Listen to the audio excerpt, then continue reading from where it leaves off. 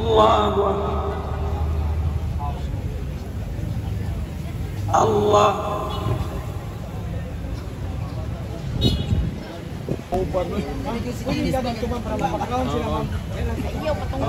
Tunga lang mo ma'am, tunga ingon sa ato mga cameraman. Sa among direktor. Sige. Sige. Abanti ka may ma'am. Abanti ka may ma'am. Ay take palayo kay di maklaro dai mong naong ingon sa mong direktor. Dire. Tama na gyud. Larga. Sige. Wala si PL. Let us bow our head. Let us put ourselves late na. in the presence of God. In the name of the Father, of the Son, of the Holy Spirit. Amen. Heavenly Father, we come before you this evening, just Okay.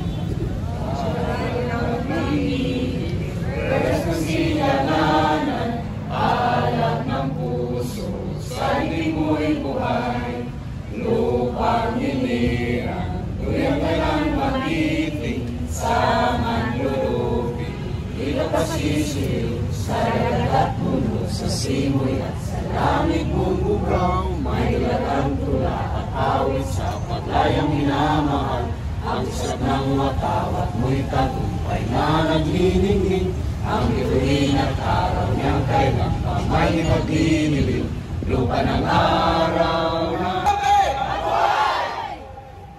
mga higala, maayong gabi kaninyong tanan. Assalamualaikum, warahmatullahi wabarakatuh sa ato mga igsoong bangsamuro. Daghang nangutana nganong aniya kita karon dinhi. So karong gabi una, dili lalim ang inyong paghimog desisyon, paghimog paruganan, paghatag og panahon, bahandi og mga talento aron ipakita sa tibuok kalibutan nga wa kita malipay ug wa kita mahimuot sa magupan lamang na hitabo nga nagpirmahanay ang ato ang mga piniling kongregista batok sa atong Vice Presidente sa ilahang gihimong impeachment kay VP Sara Duterte nga way igo ug way laom nga hinungdan mga kaigsuunan. Busa, halos na lang makita ninyo sa social media ang atong mga congressman Inday Sara Duterte dili kita motugon na magpadayon sila sa ilang pagkurkur sa atong pinalanggang Vice Presidente sa nasod sa Pilipinas. Busa, kaninyong tanan, ang hashtag Pipisara, Protect Pipisara, kanunay na maplihon sa among mga palad o mga kamot o kasing-kasing para i-welcome kamong tanan niining gabi una o sa umaabot pa nga mga adlaw nga atong paghimuon nga proteksyonan nato ang atong halangdong Vice Presidente sa nasod sa Pilipinas. Nasayod ka mo. No to impeachment! No! Moingon gani ko yes to peace, inyong tubag no to impeachment. Okay. Ha? Yes to peace! Yes to peace! Anak, why kalinaw, hangtod dunay impeachment. May gabi o welcome ka na itong tanan. Ito gamay sa ngit-ngit nga dapit. Let's vote. Buka ay muna ni siya ang ginakamin nga ang ato ang purpose para sa aruang kanigaron. Okay, kadawit lang ha. Bago ka masugod. Kaluhanan si Besarang ang mabait na ang Vice Presidente na nasa Pilipinas. Sumabuhay si Besarang! Sumabuhay si Besarang! So karapat-dapat sa Presidente natin na si Bongbong Marcos na wag na impisin si Inday Sara dahil maraming utang ng loob sa pamilya Duterte. ang mga presidente sa Pilipinas. Ilan ang mga presidente sa Pilipinas na hindi nila kaya maibig ang tatay ni Bongbong Marcos. Kay Bongbong Marcos na huwag niya hindi sarap. Bakit ang kanyang katumbas na binigay ay hindi sara ang impeachment? So maghingi kami ng mabuti sa presidente at sa mga kongresista na huwag ipatuloy ang impeachment na hindi sara upang kayo ay tagumpay dito sa Pilipinas. Kung ang gagawin natin dito ay ang impeachment ay hindi natin mag-uunlad walang hangganan. So maraming salamat sa inyong pakikinig. Maraming salamat sa inyong pakikinig at higyan kayo ng 117 who voted and will stand for VP Sara Duterte. Isa ba kamo sa 32 million? Yes! Sa 32 million? Yes! Okay. Hashtag puting VP Sara, no to impeachment. Hashtag puting VP Sara, no to impeachment. Okay, again. Hashtag puting VP Sara, no to impeachment. Okay, daghang kaayong salamat, no? Isa sa mensahe diri sa atuang rally, we got the 250 representatives who signed the impeachment of VP Sara Duterte. So, mga ba ang pinakamin na nahitabo na kabagbago lang sa atuang nasod, mauna na naata diri ni suporta kang VP Sara. Declare the 2025 General Appropriation National Budget as unconstitutional. So, muna siya ang nahitabo karon. Muna siya ang kasamtangan na panghitabo na ato ang talamtaman din sa ato ang nasod. Stop the harassment and persecution of legitimate social media bloggers. So, naibalo mo ba na? Aware mo? Yes! Okay. Social media bloggers return the PhilHealth funds. So, isa po na nawala ang atuang mga pondo diha sa PhilHealth. So, dapat nari establish a genuine food security program for the Filipino people. Stop stealing government property. So, daghang kailan na itabo karon kay pamaligya ang mga propiedad dinhi sa atuang nasod, dili lang kay diri sa Davao City. So, tibuok nasod. Stop conniving with the CPP-NPA terrorist groups. Strengthen the diplomatic ties with our neighboring countries. Protect our overseas Filipino workers. Protect our youth and the Filipino people from drug-related crimes. So, mo po rin mga panghitabo karon na ato ang nasinabi. Release records and be transparent of the Maharlika Investment Fund. kapasalit ninyo kang Inday kanang ni Perma Zero. Good! Ang amoy kapasalit sa among grupo. May gabi sa kanang ayo. Assalamualaikum warahmatullahi wabarakatuh. Kami po sa Tindog Pantukan ay sumusuporta po kay VP Sara. Yung mensahe po namin, sana po yung mga leader manindigan po kung saan po yung tama. Yung mga problema po dapat pumirma naman sila, pero doon sa Senado po dapat yung hindi pa marinig yung impeachment, sana mag-isip sila. Mananawagan po kami doon sa mga senador. Kulang kasi naman sir, eleksyon naman, siguro pa na naman. Sana po manindigan tayo kung ano po yung tama. Yun lang po. Daghang salamat sir. Anan, ang ako lang kamo nakadungog naman yun mo ani kay gikan ni mismo sa baba ni VP Inday Sara. Katong yahagan ni mo na mahalin natin ang bayan dahil wala na po tayong ibang bayan maliban sa ating bayan. Paano dyan nato ang ato ang bayan? Kay nga no, wala kang laing kaatuan. Sama sa iyang gingon, maayong man to sila. Kay kung unsay mahitabo sa Pilipinas na nakita na to karon naghingalo na ang ato ang mahal nga Pilipinas. Pwede man sila mga sa ibang bansa. Kay kuwataman man sila. Kita, asa raman ta padulong sa atong province, tinira sa Davao, o gawas sana, mahal po tayo nato ang ato ang Inday BP Sara. So, solid Inday Sara me, solid Duterte me, maulang na ato kita tanan kabalo na ta kung unsay atong buhaton kay kaning time sa eleksyon maura gyud niyang panahon na atong ipapagawas ang ato ang rights.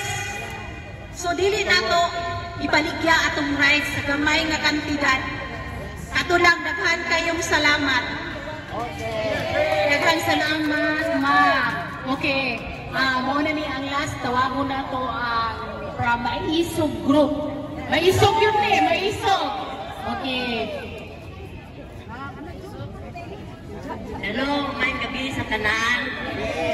Ako nga kay suunan. Anya ako nagahangyo kaninyo nga ato yung puportaran si Inday Sara o ang atong tatay digong kay siya ang nag-ingkod hapsay kayo ang Davao.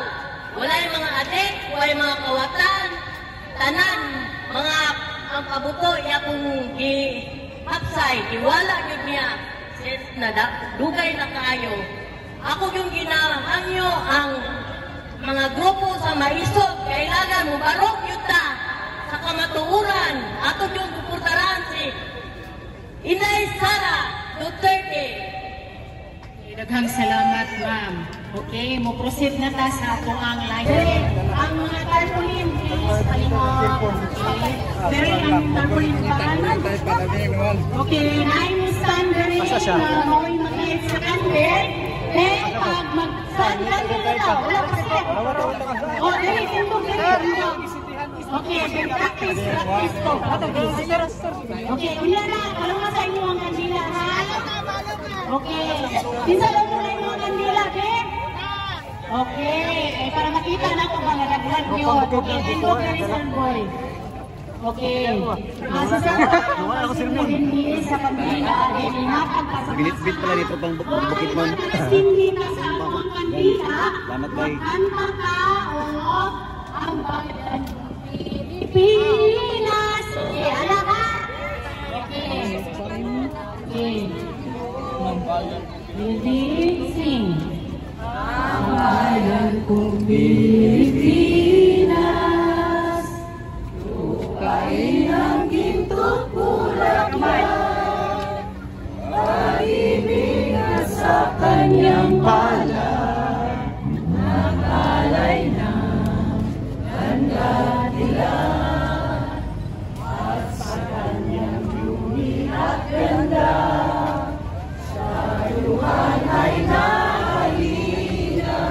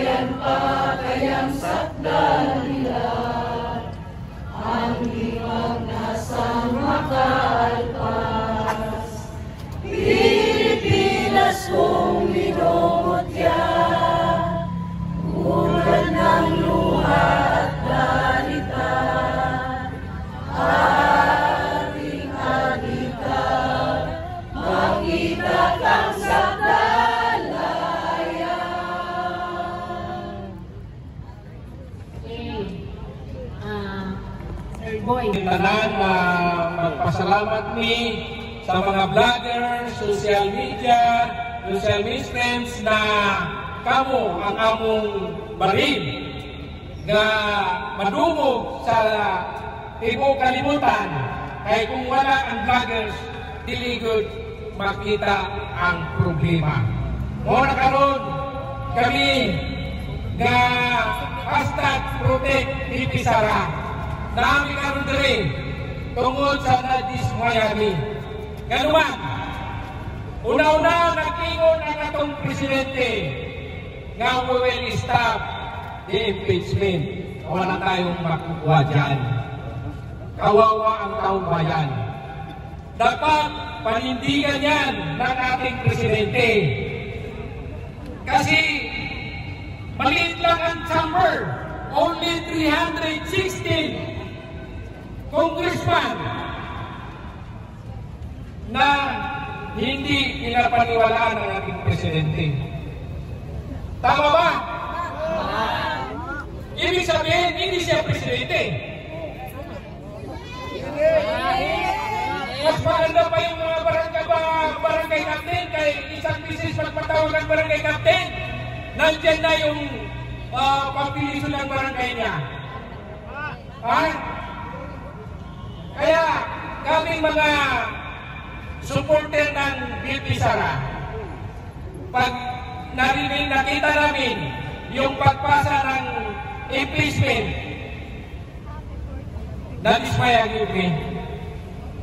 Ganuman, dako kayo nga bakat ang ilang gisumpit nga complaint sa impeachment. Ganuman, tanaw na kung hindi lang gibutang yan na mga complaint dito ka bo, way unod. Tinuon ba? Way unod. Ganuman, pasangilan nila si Inday, si BP Sara, nga itago ang confidential fund. Bisag mga grado ang gani, kabalo na kung sa'y itawag na confidential. Kung sa'y ito'y confidential? Secret! Dili na isorte! Dapat dili na isorte! Kaya isa ka agency na naggulit na kung saan Commission on Audit. Kuha mo na nga nagpahayag ang kuha na tangang nag-isubmit sa atong BP Sara ay complete na, wala na ikwan. O sa ikaduha, na-complete. O sa ito complete na isa kay kamo mga vloggers, kabal naman mo. O sa ito ikaduha, kapito man ang ipay nila.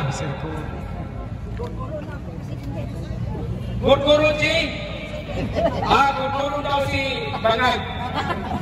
Mau na mga taong bayan. Kita after tayo. Ganuman, si Inday Sara lang ang i-imbestigan ng confidential fund. Tama. Sa tuba, nahatok na sila kay Inday. Kaya karoon 2058, siya ang may presidente. Si BBM, ang iyang confidential fund, 4.5 billion. Wala yun iimbestigan. Tik-tik dia.